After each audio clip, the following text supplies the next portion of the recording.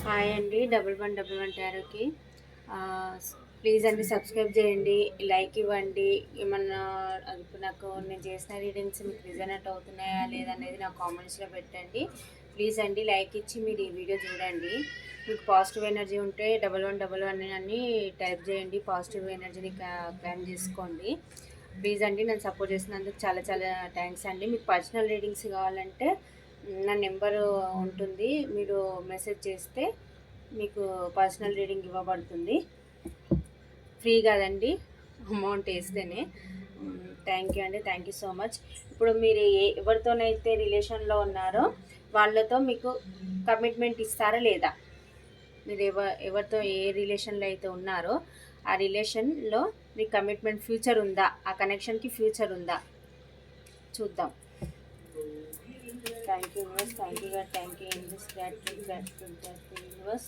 ఇప్పుడు మా వ్యూస్ పర్సన్తో డీల్ అవుతున్నారు కదా యూనివర్స్, ఇప్పుడు వాళ్ళతోని వీళ్ళకి ఫ్యూచర్ ఉందా? యూనివర్స్ కరెక్ట్గా రీడింగ్ ఇవ్వండి. మా వ్యూస్ వీళ్ళ పర్సన్తో డీల్ చేస్తున్నారు. ఆ పర్సన్ ఏ పర్సన్తోనైతే డీల్ చేస్తున్నారో ఆ పర్సన్తో వీళ్ళకి ఫ్యూచర్ ఉందా? యూనివర్స్ కరెక్ట్గా రీడింగ్ ఇవ్వండి. యూనివర్స్ మా వ్యూస్ యొక్క పర్సన్ వాళ్ళ మనసులో ఉన్న పర్సన్తో డీల్ చేస్తున్నారు కదా యూనివర్స్, వాళ్ళతో ఫ్యూచర్ ఉందా? మా వ్యూస్ మనసులో ఉన్న పర్సన్తో వీళ్ళకి ఫ్యూచర్ ఉందా? యూనివర్స్ కరెక్ట్గా రీడింగ్ ఇవ్వండి. Universe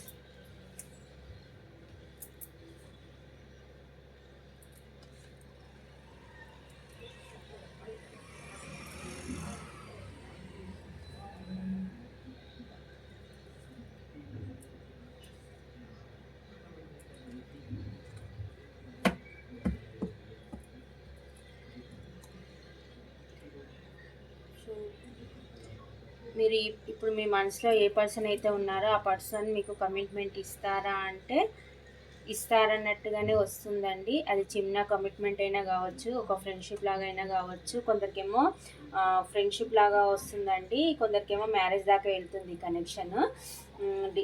king of swords, queen of swords అంటే ఒక డివోర్స్ పర్సన్ని చూపిస్తుంది. వాళ్ళకి వాళ్ళకి డివోర్స్ అయిన పర్సన్తో మీరు డీల్ చేస్తున్నట్టుగా కొందరు నాకు ఇక్కడ కనిపిస్తున్నారు.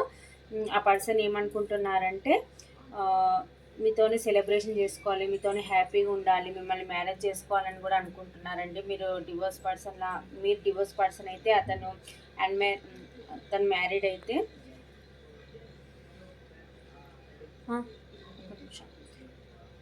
మీతోని సెలబ్రేషన్ చేసుకోవాలి, హ్యాపీగా ఉండాలని అయితే అనుకుంటున్నారండి. ఇక్కడ డివోర్స్ పర్సన్తో కొందరు డీల్ చేస్తున్నట్టుగా కూడా నాకు ఇక్కడ కనిపిస్తున్నారండి.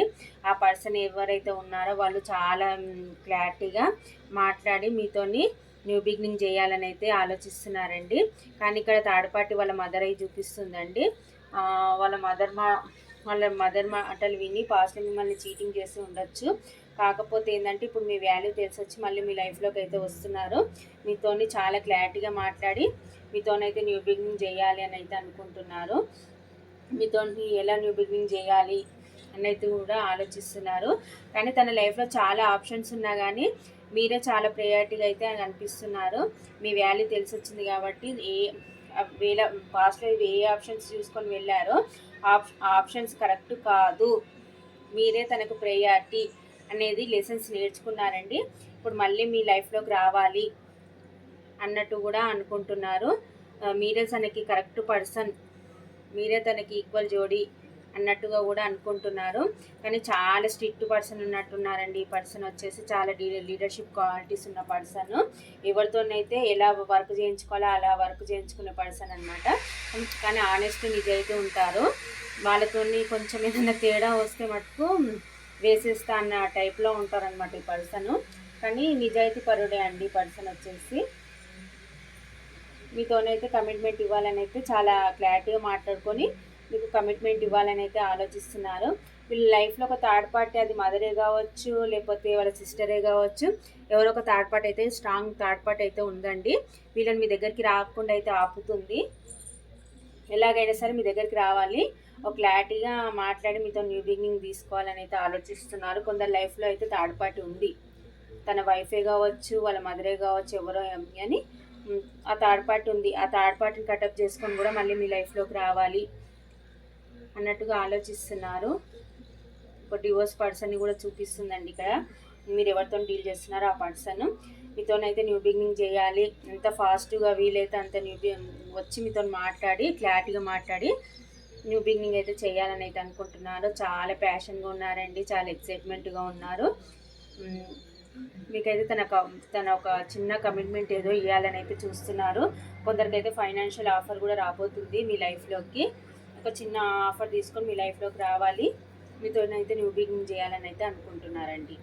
కొందరికి కమిట్మెంట్ అవుతుందా, కొందరికేమో చిన్న ఫ్రెండ్షిప్ లాగా కమిట్మెంట్ వస్తుందండి.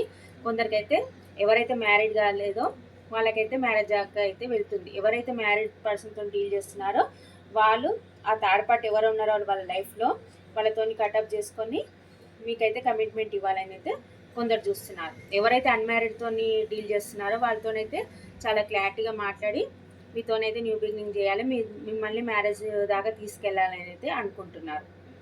ఇదండి, మీకు కమిట్మెంట్ ఇస్తారా ఇవ్వరంటే ఇస్తారు ఖచ్చితంగా. అదే అన్మ్యారీడ్ వాళ్ళకైతే కమిట్మెంట్ ఇస్తారు, మ్యారేజ్ దాకా వెళ్తుంది. లేకపోతే మ్యారీడ్ పర్సన్తో డీల్ చేస్తే మటుకు తన లైఫ్లో ఎవరైతే పర్సన్ ఉన్నారో వాళ్ళతో అది ఎవరైనా కావచ్చండి, అది ఫ్యామిలీ చూపిస్తుంది ఇక్కడ.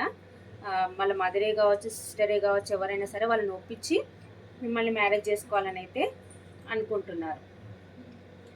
ఇదండి, ఇక్కడ రాశులు వచ్చేసి మేష, సింహ, ధనుసు రాశి, వృషభ, కన్య, మకర రాశి, కర్కటక, వృశ్చిక, మీన రాశి, మేష, సింహ, ధనుసు రాశి వీళ్ళండి.